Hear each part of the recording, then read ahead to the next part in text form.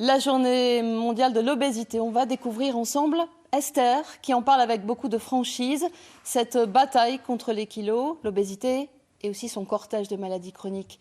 Jean-Louis Manon avec Antoine Morvan. Esther, jeune maman d'un petit garçon de 3 ans, s'est toujours battue avec les kilos. Le sport à outrance, les régimes draconiens, elle a tout essayé. J'emmenais mes gamelles chez mes amis pour manger, pour pas manger comme eux. Enfin, je suis devenue trop comme quelqu'un qui fait du bodybuilding, quoi. Enfin, dans la limite comme si j'étais en compétition, alors que la seule compétition c'était avec moi-même. Mais c'était peut-être trop strict et au bout d'un moment, mon corps, il suffit, allez, Esther, viens, c'est pas grave pour une fois, mais moi le pour une fois, ça devient une habitude. Autrement dit, les mauvaises habitudes alimentaires. Mais ce n'est pas tout. La bonne humeur d'Esther cache beaucoup d'anxiété. Une autre explication. Je peux manger très sainement et avoir un équilibre bien réparti au niveau des protéines, lipides et matières graisseuses, bonnes ou pas bonnes, à ramener dans mon alimentation et ne pas malheureusement maigrir. Je pense que le psychique joue beaucoup. Même si je fais une activité, je me dépense un peu plus que la normale, je vais maigrir mais sans plus. Enfin, il y a la génétique.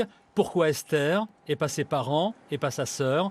L'Institut Pasteur de Lille, il y a des années, l'avait inclus dans un programme de recherche. Pourquoi il n'y a que moi qui grossit et voir qu'est-ce qu'il fait? Pourtant, on a les mêmes habitudes alimentaires parce que maman ne faisait pas 3 plats différents pour chacun. On mangeait la même chose.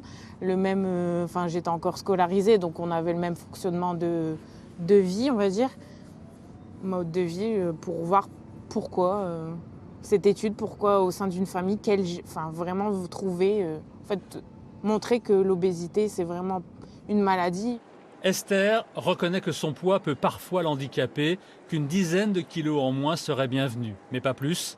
La trentaine et la maternité l'ont rendue heureuse.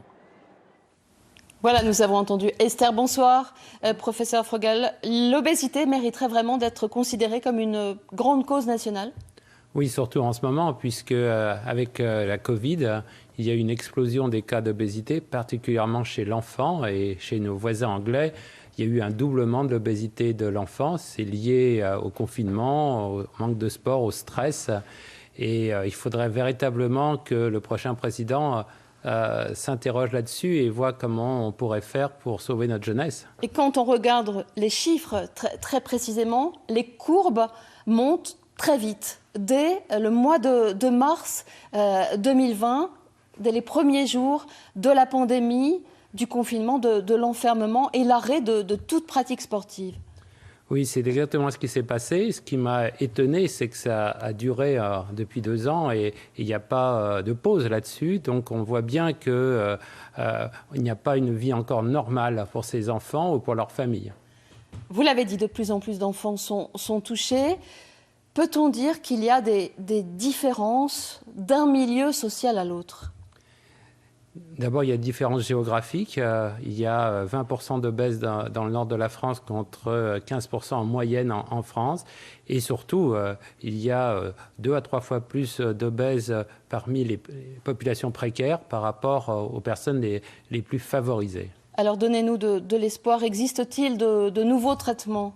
Oui, il y a de nouveaux traitements qui sont d'ailleurs liés au progrès de la génétique et qui sont utiles chez les enfants obèses, qui seront disponibles dès 2022-2023. Et nous, à l'Université de Lille, dans le centre Égide, on diagnostique ces cas génétiques et on va, avec la communauté européenne, faire un grand programme avec des tests de nouveaux médicaments en 2023-2024. Parce que ça fait très longtemps, évidemment, qu'on attend. On ne peut pas se quitter sans parler du Covid-19. Vous êtes régulièrement intervenu sur notre plateau. L'ARS a levé son plan blanc dans les Hauts-de-France. Que peut-on dire ce soir? Le Covid-19, c'est fini ou pas? Je ne sais pas si c'est fini, mais en tout cas, on a une pause et c'est tant mieux. Et je suis tout à fait d'accord avec les mesures de relâchement qu'on décide à l'ARS et au gouvernement. Il faut quand même continuer à faire attention. Il y a encore plusieurs centaines de morts par jour.